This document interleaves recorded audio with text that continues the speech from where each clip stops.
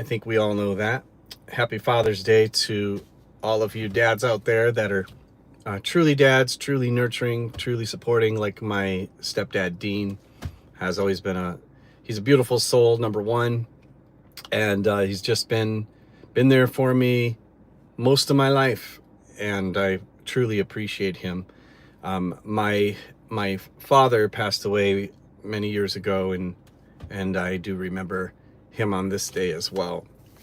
But not all daddies are fathers, and by that I think you know what I mean. And we often see fathers as or mothers as the nurturing person in the family, and we have ideas of masculinity which are actually based on weakness, not on strength. Just like true leadership is not based on flexing all the time.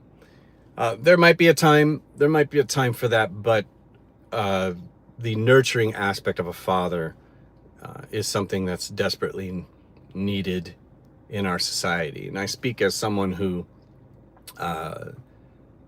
didn't have really close relationship with my father, and was estranged to him for many years. Happily, I was able to reconcile with him shortly before he passed away, and I encourage those of you who can do that. If you're estranged from your father, please do, and because you just don't know how long you're going to have them. But I want to say Happy Father's Day to other people as well, because there are many kinds of fathers, and I think of my spiritual father, the late Archbishop Veron Ash. And with that, I was thinking back to all of us who call ourselves father or are called father by others. We should be acutely aware of where we fall short. And don't think there's anyone who knows their shortcomings more than I. And it's not an excuse for them. I try to be better all of the time. So take a ride with me. We'll have a little chat as we go. I want to talk a little bit about a few of my spiritual fathers. One of them was another spiritual father, Mar Kurlos of India. He was from the Orthodox Syrian Church in India, in particular the Malabar Independent Syrian Church, known locally as Tohir Sabha. And he came to the United States to visit our church in Fresno, California, a few times, and he and I became pretty close, and so I spent time with him in India as well, and he had a profound influence on my earlier years. And when all three of these fathers passed, so take a ride with me now, they did so in the same year. I tell this story a lot. In one year, I lost three fathers. I forget which order now, and that's terrible, but I'll share an article I wrote with you later. But yeah, I lost my biological father and both my spiritual fathers in 1 year. And I had already been going through quite a bit of personal turmoil at the time, which I don't need to get into all that, but it was a pretty substantial year of transition for me in my household. And I eventually hit the road because of a realization that came to me at the time, and that was, your father is gone. Actually, your fathers are gone. And now it's up to you. You are pretty much on your own. I think, like a lot of men in our society, I'm a late bloomer. And a lot of men that I know have never grown up. And that's just the sad truth, and a painful truth for many women that have to deal with us. And I'm not going to pontificate on what all the reasons might be, but we're seeing now, in the age of our Charlie Kirks, our self-appointed alpha males, a resurgence of what they call masculinity. And while I think that there are certain parts of us who, and again, I'm not going to get into a lot of the debates on ideological debates on gender. That's not the purpose of this video. The point is that I see some of this posturing, is what I call it, of the resurgence of the alpha male, as posturing, number one, and number two, not really what's needed. And growing up doesn't mean you put on muscle. It might be a consequence or a natural result of growing up, but just slapping on muscle, strapping on some hyper masculine, so-called masculine slogans on your shirt, on your hat, is not really what's needed for fatherhood. And so I want to bring to the fore that I think one of the most neglected aspects of masculinity, if that's what, and honestly, for me, it's one of the most neglected aspects of just being a truly mature human being, is the ability to admit that you're wrong when you're wrong, the ability to contemplate and reflect on your actions daily, and to, instead of making excuses or denying that any wrongdoing was done, that we confess our sins, as those of us in the Christian tradition, or reflect on those actions and make a firm commitment to correcting wrongs. And part of that would be being able to apologize and being able to move forward, becoming a better person. Becoming a better person isn't becoming, or more, being a man is not about becoming more callous or showing how much of a badass you are. In a lot of cases, this is just a sign of weakness. I can't tell you how many times I've engaged with men online, and when it's clear that they can't deal in the realm of ideas, how quickly they turn to making violent threats or veiled violent threats.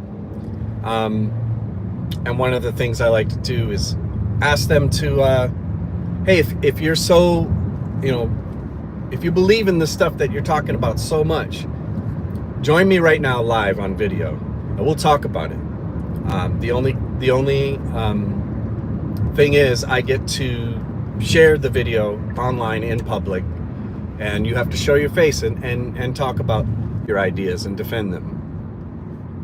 I've done that, and this is not an exaggeration. I've done that at least 100 times, and not once have any of these people taken me up on it. What they will do is they'll say, hey, they'll again resort to physical threats and be like, meet me here, I'll beat your ass, all that kind of stuff. But none of them will engage in intelligent, mature conversation. And if you're a father and you can't do that, you need to work on that. Just as much as you might want to hit the gym prove something that way. Anyway, I am proud to be a father, and I'm also extremely aware of my shortcomings as a father, and I want to do better. And I pray that all of you do the same. Remember that fatherhood is a nurturing role, it's a leadership role, and it's a learning role. So I don't think there's ever a time when we're not learning. But there is something missing in our culture. And when I say culture, I'm talking about the American landscape, which is a unique experience in human history. And we struggle as a society because of it. We see some of this playing out right now politically, because our identity is not, and our social cohesion is not wrapped up in a particular religion, a particular tribal, cultural, there's not a singularity there, because we live in a diverse society. That is both the blessing and the curse of a diverse and multicultural society. And so people who retreat to threats and violence, or this whole similar, analogous to the alpha male thing, to me, culturally, it reflects the same kind of thing that I was talking about with fatherhood. And you're never going to get your social cohesion and your meaning and your identity that's fulfilling and that actually works. It's not going to work in a diverse society if one group tries to force its values, its beliefs onto another. But that's the dilemma. The dilemma is we still have to live together, and we still have to have common law. And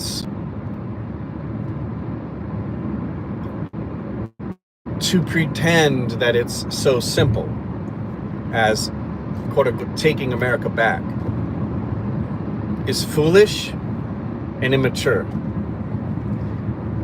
And I believe that we are called to a much higher standard.